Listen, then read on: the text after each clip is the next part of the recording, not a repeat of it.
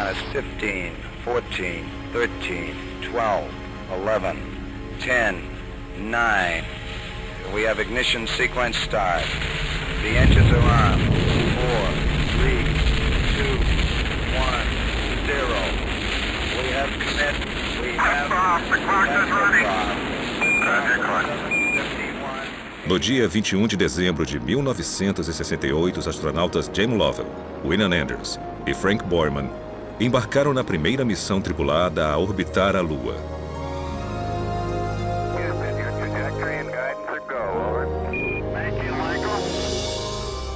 3 dias e quase 400 mil quilômetros depois, a tripulação do Apollo 8 se aproximou do destino. E no dia 24 de dezembro, véspera de Natal, a nave começou a última de suas 10 órbitas ao redor da Lua. Observando a superfície lunar, Borman, Lovell e Anders enviaram uma mensagem para o que era até então a maior audiência de televisão ao vivo na história. For all the people back on Earth, the crew of Apollo 8 has a message that we would like to send to you. In the beginning, God created the heaven and the earth. And the earth was without form and void, and darkness was upon the face of the deep. And the Spirit of God moved upon the face of the waters. And God said, "Let there be light." And there was light. And God saw the light, that it was good. And from the crew of Apollo 8, we close with good night, a Merry Christmas, and God bless all of you on the good earth.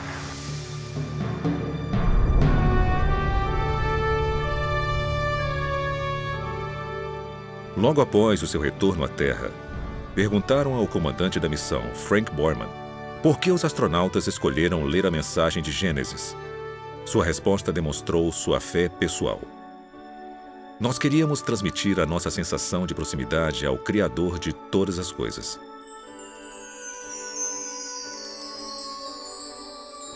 Essa não foi a primeira vez que o universo atraiu cientistas e exploradores para perto de Deus.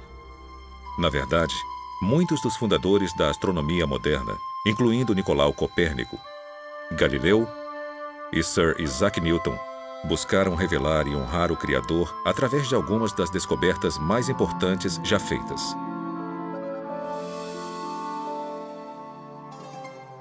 Essa motivação também inspirou Johannes Kepler, o matemático alemão que foi o primeiro a calcular o movimento planetário. No início do século XVII, ele escreveu que a ciência é o processo de pensar os pensamentos de Deus após ele. E o meu maior desejo é perceber o Deus que encontro em todos os lugares do mundo externo. Eu já tive a intenção de me tornar um teólogo. Mas agora vejo como Deus é através de minhas descobertas, também glorificado na astronomia, pois os céus declaram a glória de Deus.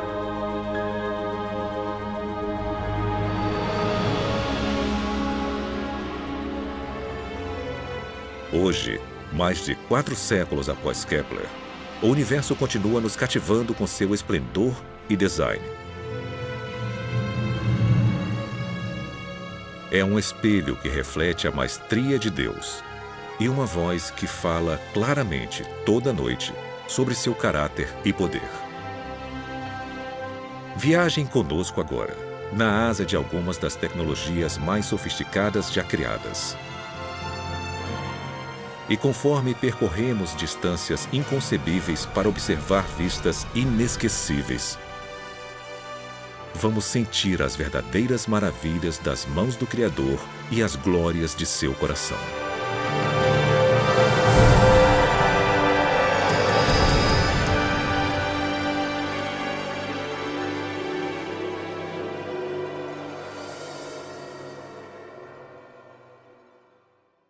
Olha o tamanho e a grandeza do universo. Eu acho que é tremendamente humilde. E pode ser que é através da beleza tremenda que nos é revelada pelas fotos do telescópio Hubble e do tamanho enorme do universo nós comecemos a apreciar a majestade e a grandiosidade de Deus, que transcende o universo e é maior do que esse cosmos que vemos. Então eu acho que o tamanho do universo evidencia a grandiosidade e a majestade de seu Criador. Já parou para pensar sobre a imensidade de Deus? A pura magnitude de seu poder e tamanho? É um conceito difícil de entender, porque Deus é espírito, então não há nada físico sobre sua estatura. Ele não pode ser medido por metros ou milhas, tempo ou espaço. No entanto, talvez seja possível dar uma olhada no que não podemos ver ou tocar, fazendo uma jornada imaginária através de sua maior criação.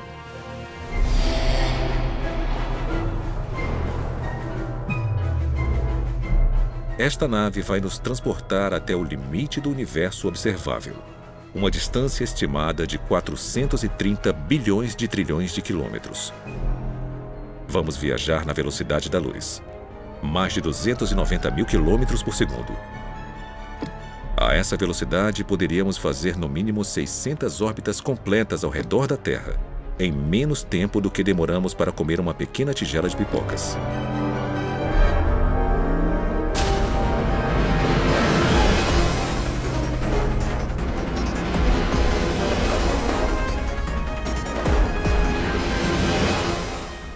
Partimos no dia 1º de janeiro. Viajando rapidamente pelo espaço, chegamos na Lua em menos de 1,3 segundos. Então, 4 minutos e meio depois, passamos correndo por Marte. Continuamos seguindo pelos planetas gigantes gasosos: Júpiter, Saturno, Urano, Netuno. E 5 horas e 20 minutos após sairmos da Terra, chegamos no planeta anão Plutão. Agora vamos ajustar o trajeto para um ângulo quase perpendicular às órbitas planetárias.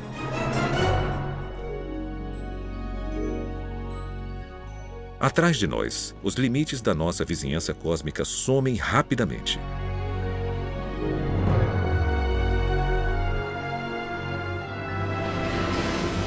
Entramos no espaço interestelar, o grande vazio entre o nosso sistema solar e a estrela mais próxima. 1 ano se passa, depois 2, 3, 4 anos. Finalmente, no dia 19 de abril do 5º ano desde a nossa partida da Terra, somos momentaneamente cegados pela luz do sistema Alpha Centauri. 3 estrelas unidas pela gravidade. Elas são as estrelas mais próximas ao nosso Sol. Nós viajamos aproximadamente 41 trilhões de quilômetros, mas estamos só começando. 10 anos-luz da Terra. 2 dúzias de estrelas vizinhas brilham à nossa frente. Uma delas, Tau 7, se parece com o nosso Sol. 100 anos-luz.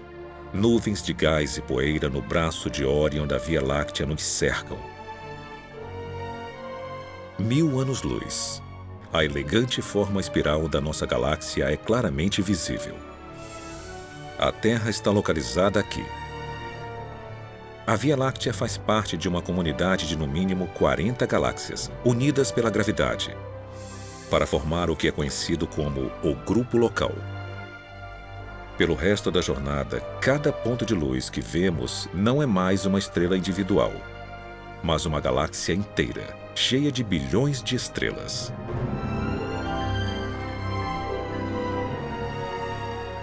O nosso grupo local fica adjacente ao aglomerado de Virgo Cluster, uma grande concentração de aproximadamente 2.000 galáxias espirais elípticas e anãs que emitem nuvens quentes de plasma e poeira.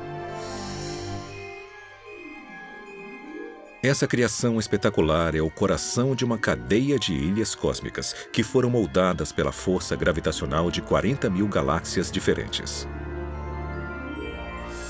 Coletivamente, elas formam um superglomerado de Virgo, uma das maiores estruturas conhecidas pela ciência. Mas conforme nos afastamos, essa cadeia rapidamente se perde entre várias formações de composição e tamanhos similares. Pois Virgo é apenas uma gota em um balde cósmico que pode conter até 10 milhões de superglomerados, cada um sendo um fio fino na construção de larga escala do universo observável.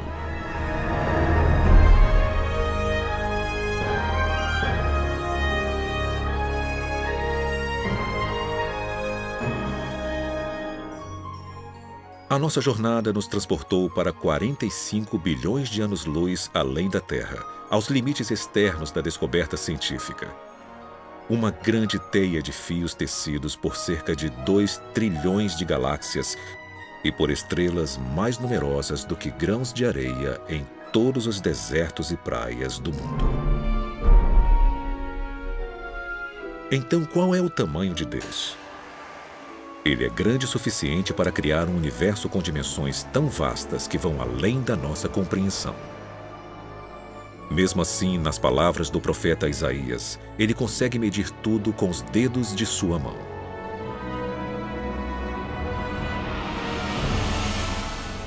A magnitude do poder e do tamanho de Deus nunca poderá ser calculada pela matemática ou pela física, pois ele é onipotente, eterno e infinito. Mas se explorarmos o cosmos com a mente aberta, sem nos limitar às teorias do acaso cego e da colisão aleatória de átomos, vamos descobrir uma tapeçaria magnífica criada por um artista consumado que trouxe tudo isso à existência a partir de absolutamente nada. Depois revelou vislumbres de sua identidade através da grandeza e do design de tudo que fez. E qualquer um que já tenha olhado para um céu estrelado, as evidências da estatura e do caráter de Deus brilham mais forte do que a luz de 1000 estrelas.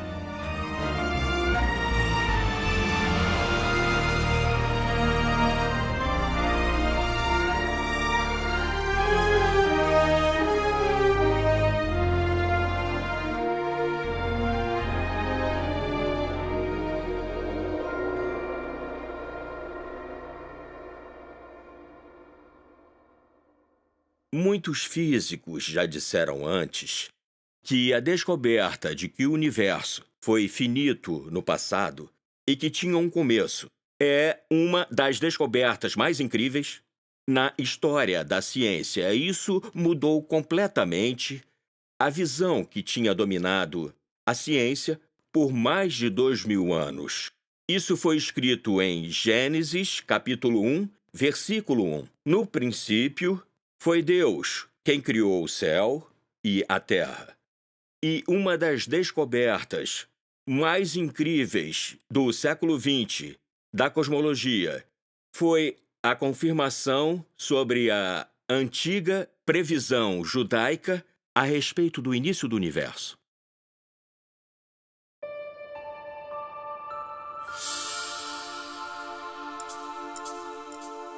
Durante os anos 1920, 2 descobertas mais importantes da história e da ciência foram feitas aqui, no Observatório Monte Wilson, acima de Los Angeles. Por 8 anos, o astrônomo Edwin Hubble fotografou e estudou o cosmos com o maior telescópio do mundo. Em 1923, Hubble confirmou que formações misteriosas chamadas de nebulosas, que todos acreditavam ser nuvens enormes de gás, estrelas e poeira na Via Láctea, na verdade eram galáxias individuais localizadas muito além da nossa. 5 anos depois, ele verificou que essas galáxias estavam se afastando uma da outra a velocidades impressionantes. O nosso universo, que há muito tempo era considerado eterno, estático e relativamente pequeno, crescia cada vez mais por segundo. As implicações eram surpreendentes. Se o universo está se expandindo continuamente, então, em algum momento da história, ele deve ter sido menor e mais compacto. Se revertermos o movimento para fora das galáxias e voltarmos no tempo, elas se aproximam cada vez mais. E chegamos a um ponto no qual elas são basicamente infinitas em densidade e temperatura, e não é possível ir além disso. Então tem um começo, tem um momento no qual tudo começou. E isso é impressionante porque tem uma grande evidência teológica nisso. E isso me intrigou porque eu sou agnóstico. E se teve um começo, um momento de criação do universo, então teve um Criador. E a ideia do Criador não é compatível com o agnosticismo. E assim como eu não posso acreditar que teve um Criador, não posso acreditar que tudo aconteceu por acaso, o que implica na existência de um Criador. Então, sabe, eu estou em um impasse completamente impossível. E continuei nele. A incerteza de Robert Jastrow foi alimentada por várias descobertas que apontaram que o universo foi criado a partir do nada e era governado por leis de física e química primorosamente calibradas para garantir uma vida complexa. A vida é tão extraordinária, principalmente a vida mais avançada, a vida inteligente. Seres conscientes são um fenômeno. De novo, eu acho qualitativamente difícil de acreditar que isso aconteceu por acaso. Por exemplo, pensa no seu cérebro. Mais de 1 quilo de massa. Ele contém 1 milhão de trilhão de sinapses, pelo que eu me lembro. Circuitos se abrindo e se fechando o tempo todo. É muito mais complicado do que a inteligência artificial mais avançada. E eu acho difícil de acreditar que tudo isso é questão de átomos e moléculas.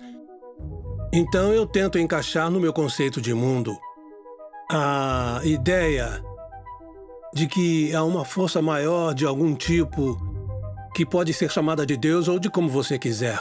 Mas eu não posso aceitar isso. Eu sou o que chamam de materialista na filosofia. Isso não significa que eu gosto de carros grandes.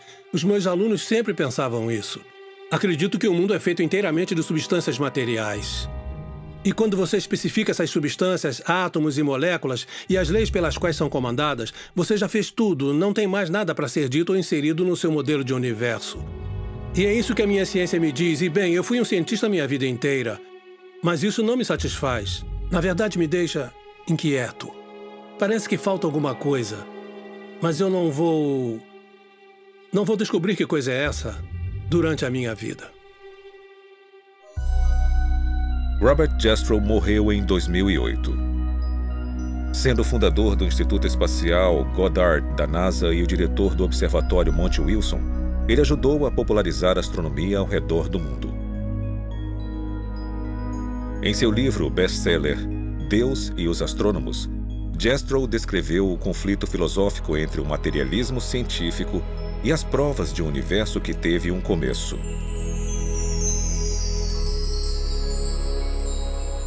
Em vez de desmentir a existência de Deus, os astrônomos podem estar encontrando mais provas circunstanciais de que Deus existe, de que o universo começou repentinamente em um ato de criação.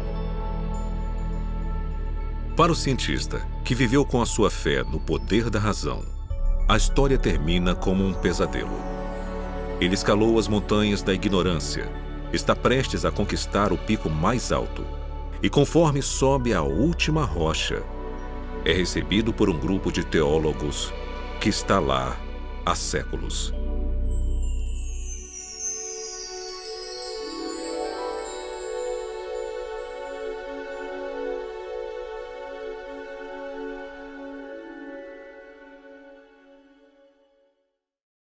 É um privilégio estar em um planeta tão habitável que nos permite viver confortavelmente e ter tudo o que precisamos para fazer ciência e aprender sobre o universo ao nosso redor.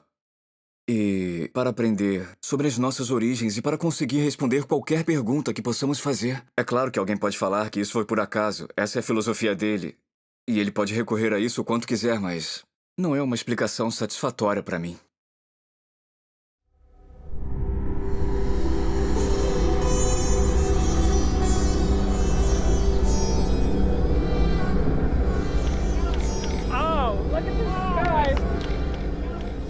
Isso começou com uma experiência em 1995. Eu fui observar o eclipse total do Sol na Índia. Foi meu primeiro eclipse total do Sol, foi um evento espetacular. Foi uma experiência emocionante.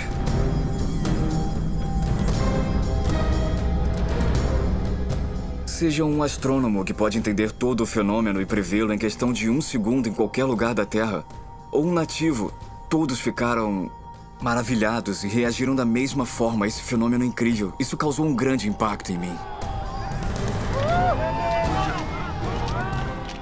Por 51 segundos inesquecíveis, Guilhermo Gonçalves e milhares de pessoas viram maravilhados esse raro evento astronômico. Gonçalves depois refletiu sobre a beleza misteriosa que havia testemunhado no céu do norte da Índia e sobre os fatores que o tornaram possível.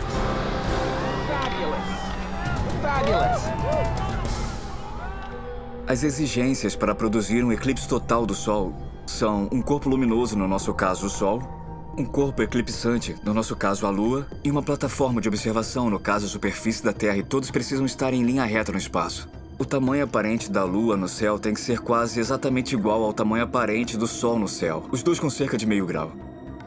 O Sol é 400 vezes maior que a Lua, mas está a uma distância 400 vezes maior, então tem essa coincidência que as pessoas reparam há séculos, mas dizem, é uma coincidência e deixam pra lá. O melhor lugar em todo o sistema solar para ver eclipses solares é a superfície da Terra. Eu cheguei a calcular as circunstâncias para eclipses de todos os outros planetas e de todas as luas. Cerca de 65 as maiores luas. E é uma coincidência incrível. O único lugar que tem observadores é o lugar com os melhores eclipses.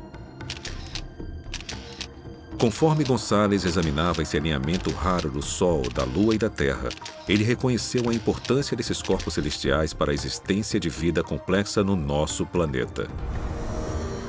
A força gravitacional causada pela nossa Lua, por exemplo, é forte o suficiente para regular o clima da Terra, estabelecendo sua inclinação e ajudando a circular as águas geladas e quentes dos seus oceanos.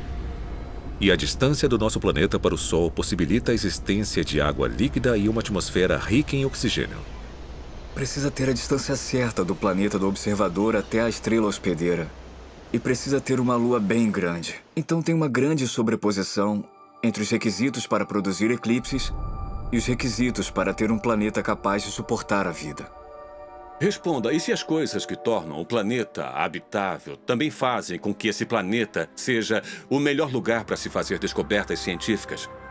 A natureza do nosso planeta, a natureza de sua atmosfera, a sua localização no sistema solar, o tipo de sistema solar onde ele está, até mesmo o tipo de estrela que nos cerca e a nossa localização na galáxia são ideais para se fazer uma grande variedade de descobertas científicas. E por acaso essas também são as condições mais importantes de um planeta habitável. Um planeta propício para seres como nós e sem o qual não poderíamos sobreviver.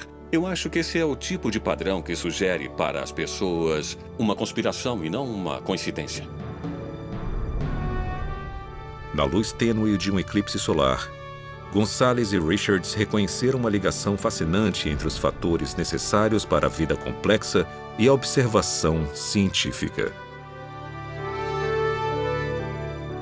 Geralmente nos falam, principalmente no século XX, que o universo não pensa em nós. Ou seja, que nós existimos em um universo muito grande e que o universo não foi criado para seres como nós.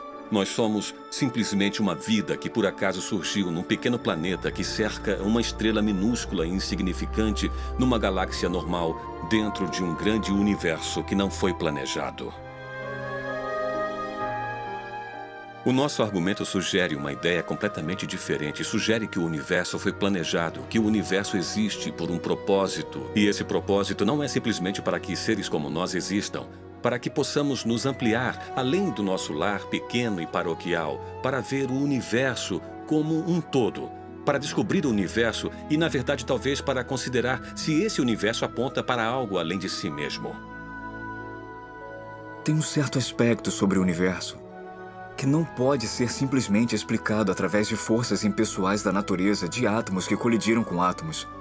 Então, temos que buscar algo além do universo para tentar explicar isso. Porque o universo existe de forma que os lugares mais habitáveis também oferecem as melhores oportunidades para descobertas científicas.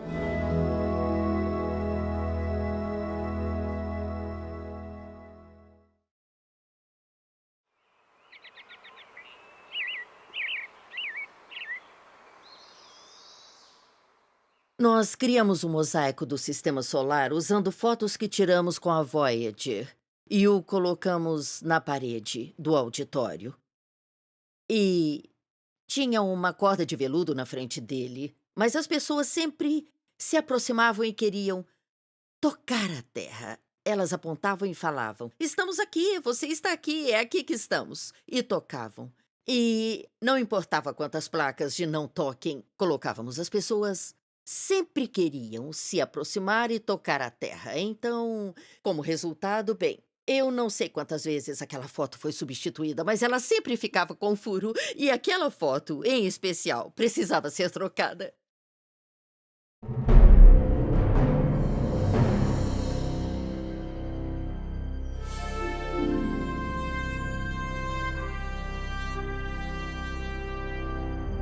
Em dezembro de 1980, a sonda Voyager 1 da NASA completou sua exploração histórica de Júpiter e Saturno. De todos os aspectos, a missão foi um grande sucesso. Por mais de 20 meses, a sonda não tripulada analisou e fotografou os 2 maiores planetas e suas luas, revelando uma variedade de informações sobre esses mundos misteriosos. 10 anos depois, conforme a Voyager se preparava para deixar o Sistema Solar, o astrônomo e especialista da missão Carl Sagan pediu uma última série de fotos que incluísse o planeta Terra. Foi ideia do Carl Sagan. Ele queria dar ao público uma foto de quão pequeno e isolado é o planeta Terra. Então, por fim, criamos o que chamamos de sequência, que é uma série de comandos da câmera. E apontamos a plataforma de varredura da sonda para vários planetas e tiramos também algumas fotos das estrelas ao fundo. Em 14 de fevereiro de 1990, as câmeras de alcance curto e longo da Voyager capturaram esse mosaico do Sistema Solar. Uma das imagens era uma vista da Terra envolvida por um raio de luz. O nosso planeta a 5,95 bilhões de quilômetros de distância. É só um pequeno pixel brilhante. Não dá para ver os continentes ou oceanos.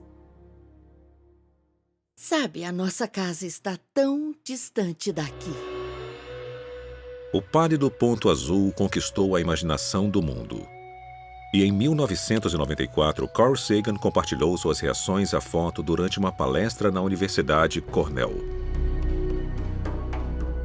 Nós vivemos em um planeta insignificante, de uma estrela monótona perdida em uma galáxia que repousa em algum canto esquecido do universo, no qual há mais galáxias do que pessoas. Mas considerem de novo aquele ponto. Ele é aqui. É o nosso lar. Somos nós. Nele, todo mundo que você conhece, todo mundo que você já ouviu falar, todo ser humano que já existiu e viveu sua vida. O conjunto de nossas alegrias e sofrimentos, todo herói e covarde, todo camponês e rei, todo casal jovem apaixonado, toda mãe e pai, toda criança esperançosa, todo inventor e explorador, todo professor de moral, todo astro, todo líder supremo, todo santo e pecador na história da nossa espécie. Todos viveram lá, em um grão de poeira suspenso em um raio de sol.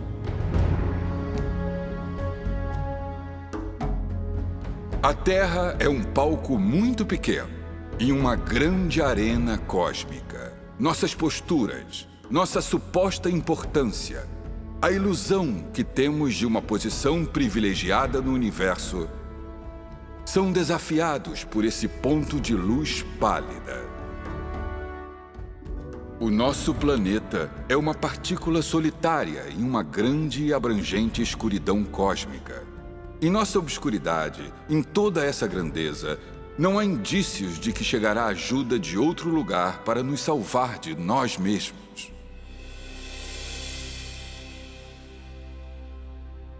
Parafraseando, Sagan diz que isso mostra a nossa insignificância cósmica. Nós não fomos planejados, nós não fomos criados, ninguém está cuidando de nós. Estamos por conta própria.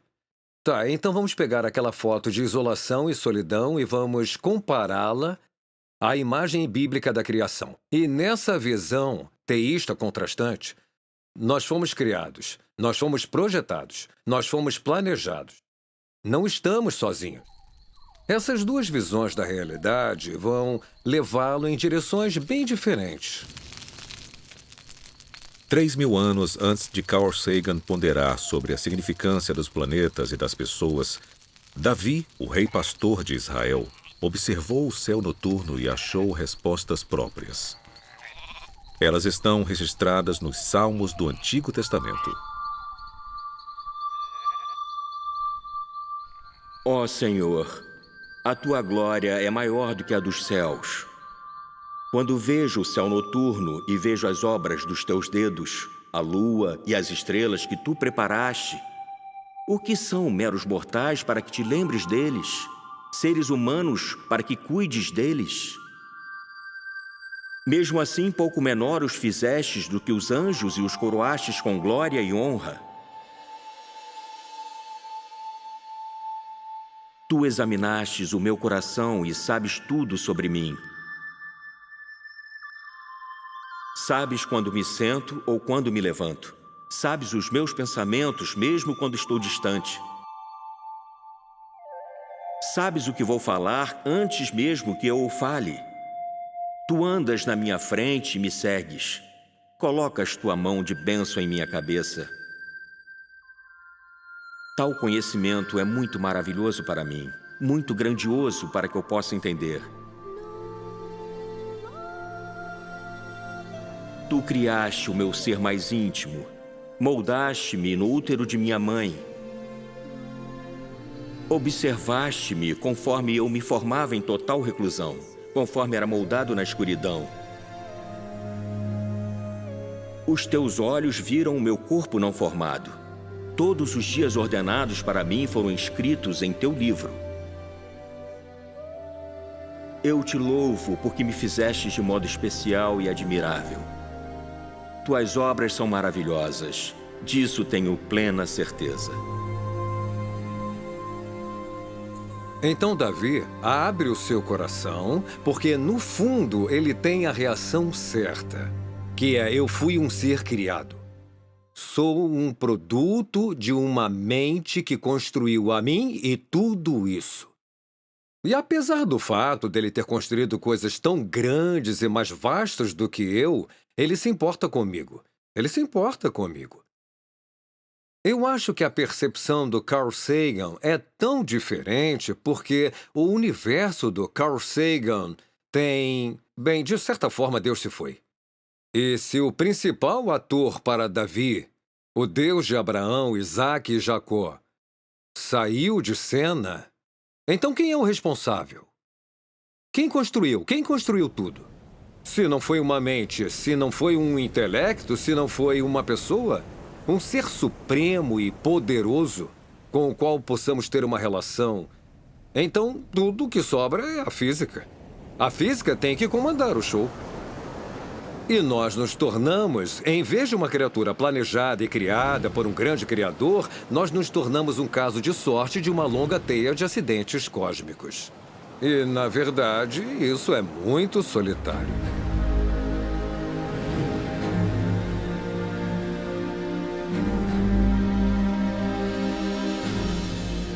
Então, como devemos interpretar o pálido ponto azul e os passageiros que o chamam de lar? Será que estamos largados em uma partícula de poeira irremediavelmente perdida em um universo escuro e frio?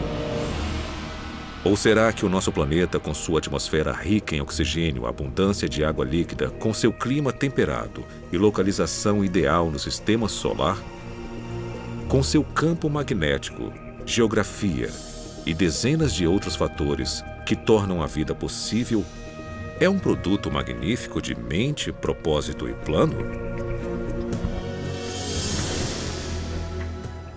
E se a Terra foi criada como um santuário para seres humanos?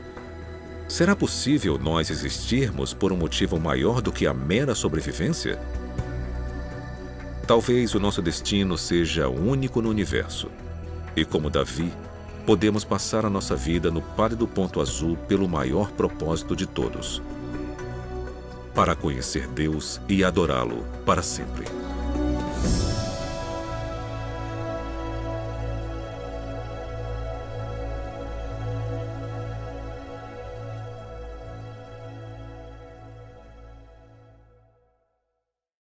Deus, como nosso Criador, Ele tem uma infinidade de formas possíveis para se comunicar conosco. Uma delas pode ser que Ele desça aqui, nos segure pelos ombros e diga: acorde! Você está em apuros, tá? Mas Deus é muito mais sutil do que isso. E, em particular, Ele não manipula o nosso desejo ao dele. E, de certa forma, isso é muito misterioso e difícil de entender. Ele coloca as coisas na nossa frente e diz: agora você responde. Então, provavelmente, para mim, a forma mais eficaz que Deus tem para se comunicar comigo, além da Bíblia, é através do mundo que Ele criou e da beleza no mundo que Ele criou. Eu acho que Deus fez o que podia para se comunicar conosco através de sua dimensão artística.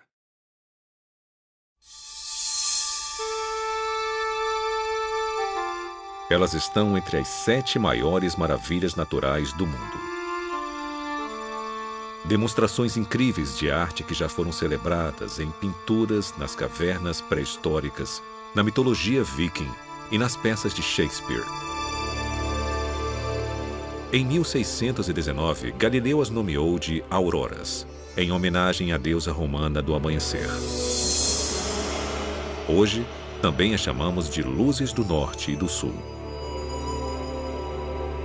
No brilho etéreo desse fogo celestial, a beleza, o mistério e maravilha, tão evidentes através do universo, iluminam o céu polar desde a Islândia até a Antártica. Você fica intrigado com isso, fica curioso com isso. É lindo, é sutil, é interessante. Todas essas coisas se despertam. Uau! Então esse uau estimula o porquê, né? Por que aquilo está ali? O que está fazendo? O que causa isso?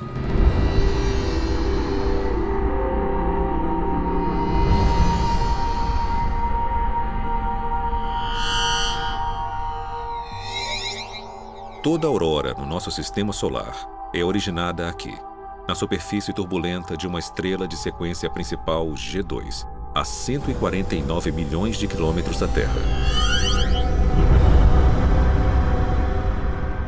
Periodicamente, picos de energia gerados dentro do núcleo do Sol causam grandes tempestades, que podem lançar bilhões de toneladas de um plasma altamente carregado. Grande parte dele vai em direção à Terra em um percurso de colisão. Nós somos banhados o tempo todo pela radiação do nosso vizinho grande e quente. E nós somos feitos em parte de moléculas delicadas como o DNA, que não gostam de ser atingidas pela radiação ionizante. Sem precauções, esse vento solar pode destruir rapidamente a nossa atmosfera, ferver os oceanos e devastar todas as formas de vida. Por sorte, somos protegidos dessas catástrofes por uma provisão impressionante. Debaixo da crosta e do manto do nosso planeta, uma camada de ferro, níquel e enxofre derretidos, com uma grossura de 2.400 quilômetros, flui constantemente ao redor de um núcleo de ferro sólido. Esse movimento produz um campo magnético que irradia do núcleo da Terra através dos polos, e milhares de quilômetros pelo espaço. Quando o plasma atinge esse campo, grande parte das partículas letais são desviadas antes de chegar à superfície da Terra. Mas algumas são atraídas até as linhas do campo magnético e são canalizadas diretamente para os polos norte e sul. Cerca de 99% da nossa atmosfera é formada por átomos de nitrogênio e oxigênio. Esses componentes são eletricamente neutros.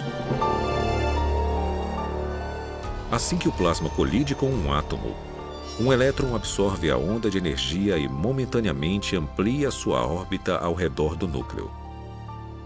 Então essa partícula supercarregada volta à posição e ao tamanho normais, liberando um único fóton, uma pequena onda de luz colorida. O processo é repetido pelo céu noturno.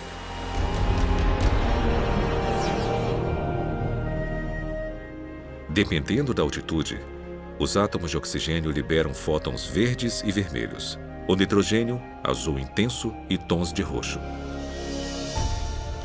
Essa enxurrada de reações atômicas gera grandes cortinas luminosas que podem se estender 402 quilômetros para o espaço.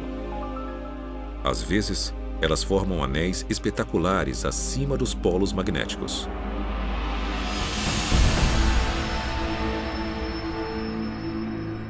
Ao orbitar a Terra na Estação Espacial Internacional, astronautas fotografaram as auroras e revelaram o seu esplendor misterioso, de formas nunca antes vistas. Essa beleza fala conosco eloquentemente sem dizer nenhuma palavra. Eu acho que a aurora por si só é um cartaz lindo e brilhante balançando. É uma mensagem e ela diz: este planeta não foi um acidente. E o fato de vocês estarem nele não é um acidente. Deus nos deu um mundo que, se nós dermos alguma chance, ele testemunha de forma fiel a Deus. E esse testemunho, essa voz que nós ouvimos da natureza, fica mais forte e mais bonita quanto mais você a conhece. A sabedoria de Deus realmente é infinita e Ele criou um mundo com tantos detalhes interessantes. Admiração, majestade, maravilha, beleza, funções biológicas, integridade planetária, o papel do planeta como um todo para manter a vida. Se colocarmos as peças na posição, vamos seguir esse mistério de pista a pista. E eu acho que o que acontece, certamente no meu caso, é que você percebe que a Terra não é um lugar onde a vida pode simplesmente prosperar por acaso. Foi criado para ser um lugar onde a vida pode prosperar. Este planeta foi construído para ser habitável. Essa convergência de design funcional e beleza extraordinária, tão evidente no campo magnético da Terra, também é uma forma que Deus usa para se comunicar através de todas as facetas da criação.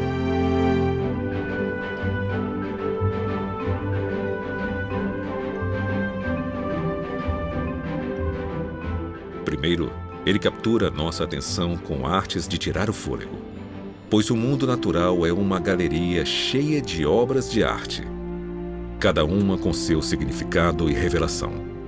Depois, se buscarmos entender com afinco os como e porquês do cosmos, ficamos frente a frente com o Criador de tudo. O artista e engenheiro eterno que criou as maravilhas físicas que enchem os nossos olhos, inspiram os nossos corações e garantem a nossa sobrevivência no terceiro planeta depois do Sol.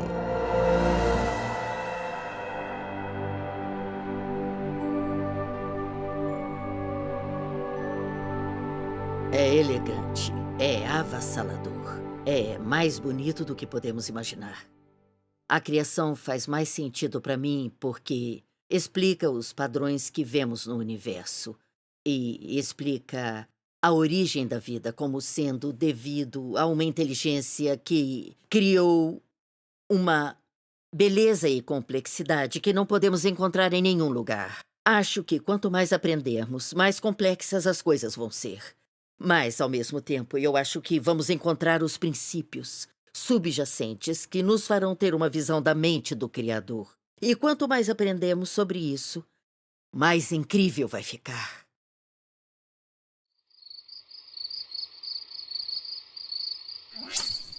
Aqui vai uma pergunta que pode literalmente deixá-lo acordado a noite toda.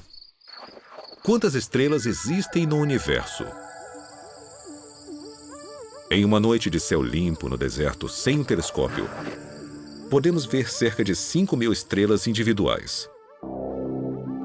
Todas elas estão localizadas na Via Láctea, uma galáxia espiral relativamente típica, com uma população estelar entre 100 bilhões e 400 bilhões de estrelas. E a Via Láctea é só um pontinho no universo observável, que possui uma quantidade estimada de 100 bilhões até talvez 2 trilhões de galáxias ao todo. Agora, vamos fazer as contas. Usando estimativas conservadoras, vamos multiplicar 100 bilhões de galáxias por 10 bilhões de estrelas por galáxia. O resultado é impressionante. 1 bilhão de trilhão de estrelas. E lembrem que é uma estimativa mínima.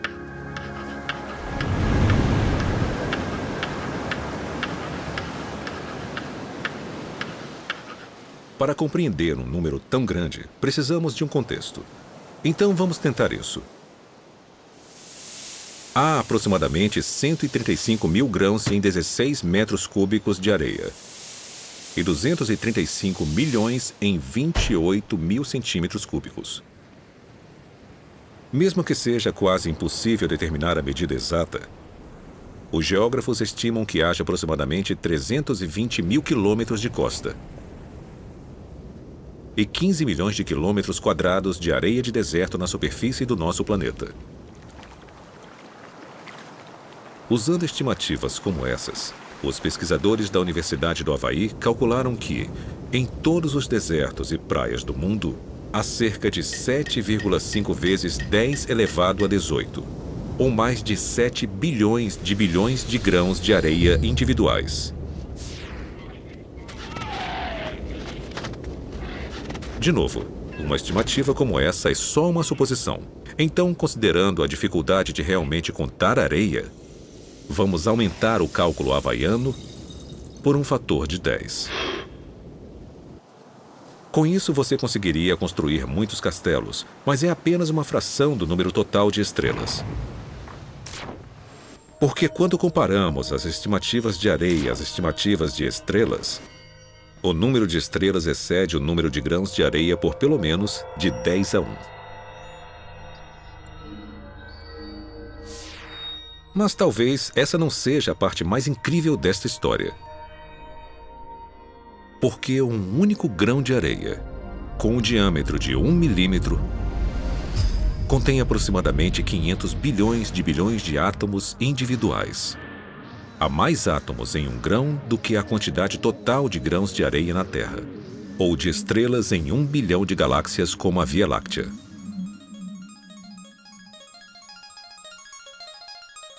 Certo. Antes de desligarmos a calculadora, uma dose final de números altos. Em uma única gota de água, há cerca de 1,7 bilhões de trilhões de moléculas de H2O individuais. Ou seja, em algumas gotas grandes, o número total de moléculas pode superar o número total de estrelas em todo o universo.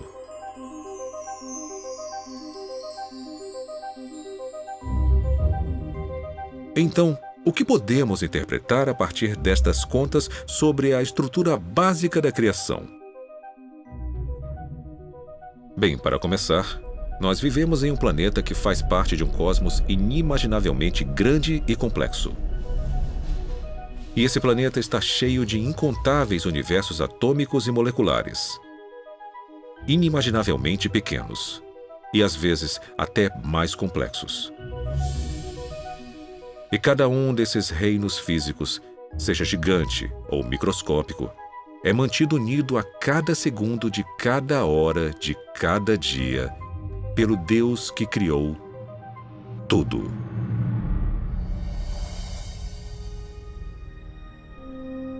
Lembrem disso da próxima vez que forem procurar escaravelhos no deserto do Saara.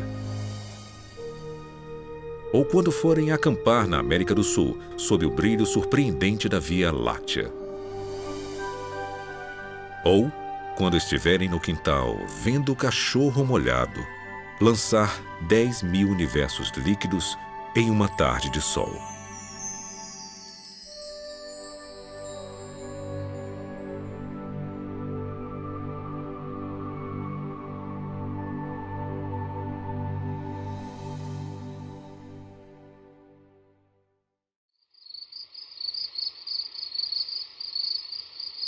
Quando a minha filha de 6 anos olha para as estrelas, ela me diz: é tão óbvio que Deus existe. Como alguém pode questionar isso? Como alguém pode pensar o contrário? Tem uma sensação intuitiva que diz que Deus claramente fez isso. Nós fomos criados para poder ver Deus através da ordem criada. É um livro para ser lido. E ele aponta para além de si mesmo. Ele escolheu criar um universo com um cenário que está constantemente e continuamente em todos os momentos e lugares, dia após dia, noite após noite, testemunhando sobre sua existência. Essa é a ideia da revelação geral de Deus. É geral, é contínua. A criação de Deus, ela é ativa, ela declara a glória de Deus.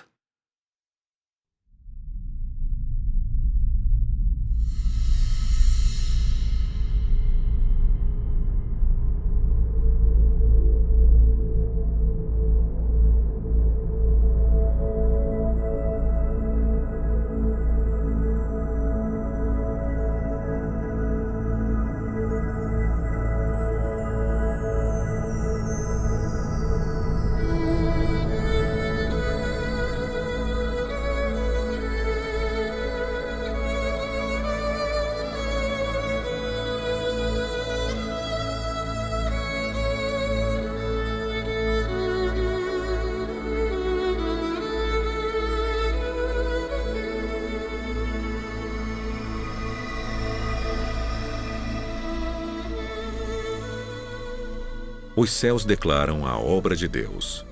O firmamento proclama a obra de suas mãos. Dia após dia, eles fazem sua declaração. Noite após noite, eles revelam sabedoria. Eles não usam palavras, não escutamos nenhum som deles. Mas sua voz é ecoada para toda a terra, suas palavras até o fim do mundo. Levante os olhos e olhe para o céu. Quem criou tudo isso? Ele que traz os astros um por um. Ele determina a quantidade de estrelas e chama todas por nome. Grande é o nosso Senhor e poderosa é a sua força. Sua compreensão é infinita.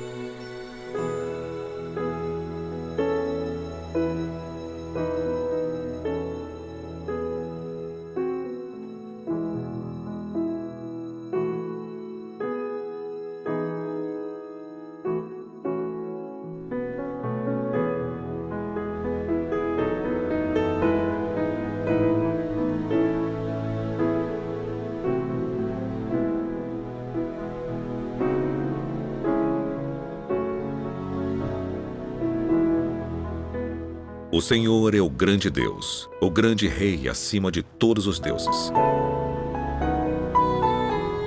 Em suas mãos estão as profundezas da terra, e os picos das montanhas pertencem a ele.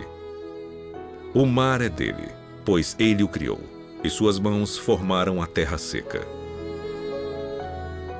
Todas as nações são apenas uma gota em um balde. Não são nada mais do que poeira nas balanças. Ele segura a terra como se fosse um grão de areia. E tudo isso é apenas o começo de tudo o que ele faz. Simplesmente um suspiro de seu poder.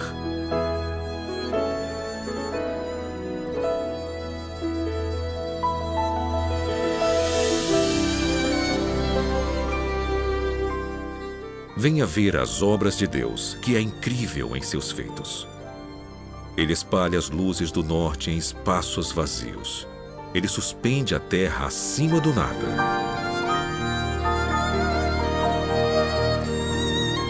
Ele marca o horizonte no rosto das águas, para haver um limite entre luz e escuridão.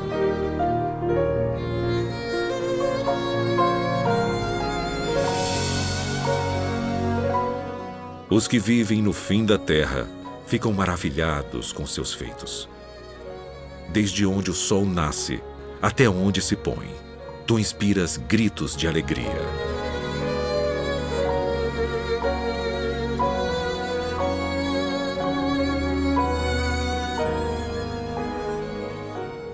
Vou acordar o amanhecer com minha música. Vou louvá-lo entre as nações. Pois o seu amor inabalável é tão alto quanto o céu.